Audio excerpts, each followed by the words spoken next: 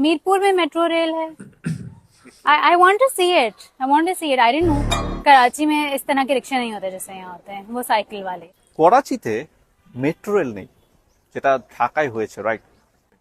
नहीं, कराची में मेट्रो ऐसा का नहीं है, बट एक छोटा सा खुला है। I think it's Sadar to Karachi में इस तरह के नाजमाबाद। रिक्शे इट्स नहीं नॉट होते। Through out the city. अस्सलाम वालेकुम व्यूअर्स, मैं हूं एहसान खान और आप देख रहे हैं हमारा यूट्यूब चैनल एहसान रिएक्शन विद एहसान। मैं उम्मीद करता हूं आप जहां भी होंगे एंजॉय करते होंगे, मज़े में होंगे और फिटफाट होंगे। नाज़रीन इकराम, बहुत ही इंपॉर्टेंट वीडियो है।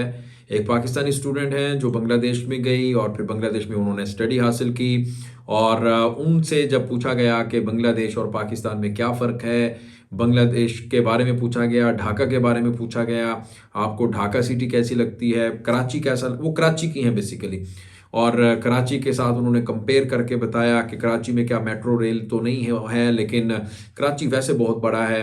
फिर उन्होंने बताया कि ढाका में मेट्रो रेल है और इसके साथ साथ और भी बहुत सारी बातों के ऊपर खुल के उन्होंने बताया। और मैं चाहता हूं कि सबसे पहले नाज़रीन इकराम हम वीडियो देखें, फिर उसके ऊपर हम बात करें। वीडियो देखने से पहले चैनल को सब्सक्राइब कर लें और बेल आइकन भी प्रेस कर दें। वीडियो को लाइक भी किया करें और कमेंट सेक्शन में आप अपनी फीडबैक से हमें ज़रूर आगाह भी किया करें। ले जी, वीडियो देखिएगा आखिर तक। 3, 2, 1 एंड क्यू। করতে কেমন লাগে? কখনো যে ঢাকা শহরে থাকো, রিক্সায় চড়া হয়েছে তোমার? A lot, like 90% of the time, even office से अक्सर घर जाते वक्त हम अक्सर रिक्शा ले लेते हैं जब हमारे पास ट्रैफिक नहीं होती या ऑफिस कन्वीनियंस अवेलेबल नहीं होता। तो I personally really like those rickshaw rides because Karachi में इस तरह के रिक्शा नहीं होते कराची में इस तरह के रिक्शे वो नहीं होते। साइकिल वाले। तो रिक्शाज मैं बड़ा एंजॉय करती हूँ, स्पेशली अगर वेदर अच्छा हो। वरना अगर वेदर नहीं अच्छा होता तो मैं प्रेफर नहीं करती, because it can get very suffocated जब बारिश नहीं होती। जैसे आज के लिए पिछले हफ्ते में कितना गर्म था, तो it was very difficult. I was trying not to get out of the house much and I was trying to avoid rickshaws. But in general, I like them because दिखने को मिलता है, हवा लगती है, तो मुझे अच्छा लगता है खुला खुला। अच्छा, मेरे साथ जो मेरा कॉलीग है ना, वो ही looks Pathan, he is very गोरा। तो रिक्शे वाले ना अक्सर उसको देख के एकदम फैल जाते हैं। देखो लाइक जैसे 50 टका का रास्ता है तो देखो like 500 taka, you are very rich dollar. तो वो बोलता है अरे मैं पाकिस्तानी हूँ, मेरे पास डॉलर नहीं है। तो then I have to fight.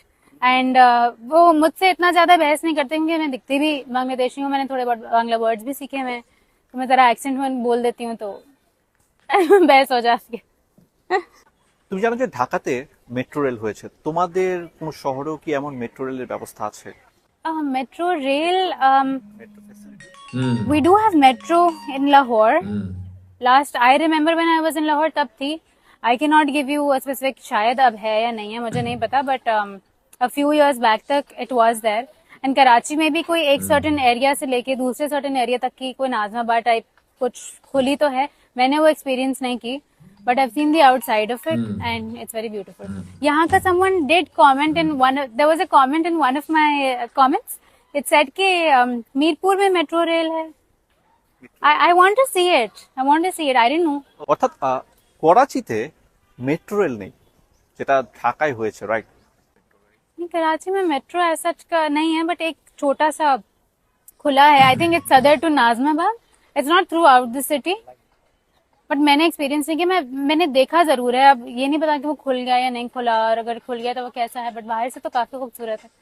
तो जनाब, आपने ये वीडियो देखी। पाकिस्तानी एक स्टूडेंट है जो बांग्लादेश में स्टडी हासिल करने के लिए गई हुई हैं। उनसे जब पूछा, उन्होंने सब वो स्टोरी सुनाई जब वो बाहर जाती हैं, घूमने फिरने के लिए जाती हैं। इससे पहले भी एक स्टोरी के ऊपर हमने इनकी वीडियो के ऊपर बात की थी, वो पॉडकास्ट में उन्होंने ये बात की थी। उन्होंने बताया था कि बांग्लादेश में बहुत ही ज़्यादा मैं सिक्योर हूँ, कोई इस तरह का केस नहीं है कि कोई वहाँ पर हैरास करे या कोई इस तरह का हो कि अकेली लड़की अगर घूम रही है। वो कहते नहीं कि बांग्लादेशी बहुत ही ज़्यादा प्यार करने वाले लोग हैं, रिस्पेक्ट करने वाले लोग हैं। स्पेशली जब फीमेल का जब ये सिलसिला होता है तो उसमें तो ये बिल्कुल भी इनकी आंखों में हया होती है, शर्म होती है। और वो बेटी की, फिर फॉरेनर्स की जो दूसरे मुल्क से आते हैं वो स्टडी हासिल करने के लिए, उनकी तो वो कह रहे हैं कि और ही ज़्यादा यहाँ पर इज्जत की जाती है। और फिर यहाँ के लोग बड़े अच्छे हैं, यहाँ के खाने बड़े मज़ेदार हैं। फिर उन्होंने बताया कि एजुकेशन सिस्टम बहुत ही अच्छा है। इस वीडियो में आपने देखा उन्होंने बात किया रिक्शे की, कि वहाँ पर मैं ओपनली घूम लेती हूँ और हवाएं बड़ी मज़े की चलती हैं, क्योंकि जो ढाका सिटी है वहाँ पर आए रोज़ दूसरे दिन बारिश होती रहती है। तो फिर वो कह रही हैं कि कराची में तो ऐसा नहीं होता, ये फ़र्क उन्होंने एक बताया है। फिर उन्होंने बताया कि ढाका मेट्रो रेल है इधर, और वो बहुत ज़्यादा इंजॉय किया है, लेकिन उधर तो ढाका मेट्रो रेल जैसी ट्रेन नहीं है। कुछ इस तरह की उन्होंने बातें की हैं। और फिर उन्होंने बताया नाज़िमाबाद के बारे में भी बात की है।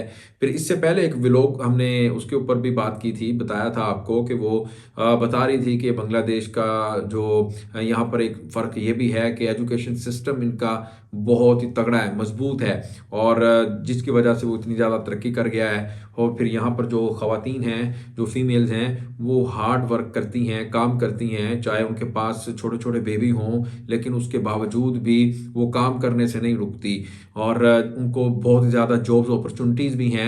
और डॉक्टर यूनुस के जो फार्मूले थे, वो एक अलग बात है कि उनको सज़ा हो चुकी है, वो जेल में है, लेकिन उनकी जो इस्लाहात हैं, उनकी जो रिफॉर्म्स हैं, उनका जो फार्मूला है जो उन्होंने बांग्लादेश के लिए दिया था, वो बड़ा काम किया, वो बड़ा कारगर साबित हुआ है। उसने बहुत ही ज़्यादा दुनिया में नाम कमाया है। इस मॉडल को इस केस स्टडी के तौर पर दुनिया में पढ़ाया जाता है, मुख्तलिफ बड़ी बड़ी जो यूनिवर्सिटीज़ हैं उसमें, और दिखाया जाता है कि यार ये कर लें आप, जो बांग्लादेश ने किया है। उन्होंने अपनी इकॉनमी किस तरह से बेहतर की है, उन्होंने अपना टेक्सटाइल सेक्टर कैसे उठाया है, उन्होंने अपना फार्मास्यूटिकल के शोबे में अपने आप को कैसे बेहतर किया है, फिर उन्होंने शिप ब्रेकिंग इंडस्ट्री में दुनिया को कैसे हैरान किया है, फिर उन्होंने शिप मेकिंग इंडस्ट्री में भी अपना नाम बना लिया है।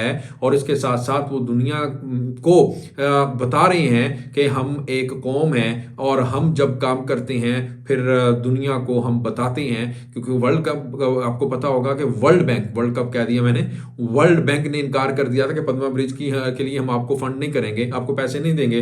तो इन्होंने चैलेंज के तौर पर उस फैसले को लिया, और इन्होंने खुद से बनाकर दिखाया और बताया कि हम इतनी बड़ी कौम है कि हम खुद से भी सब कुछ कर सकते हैं।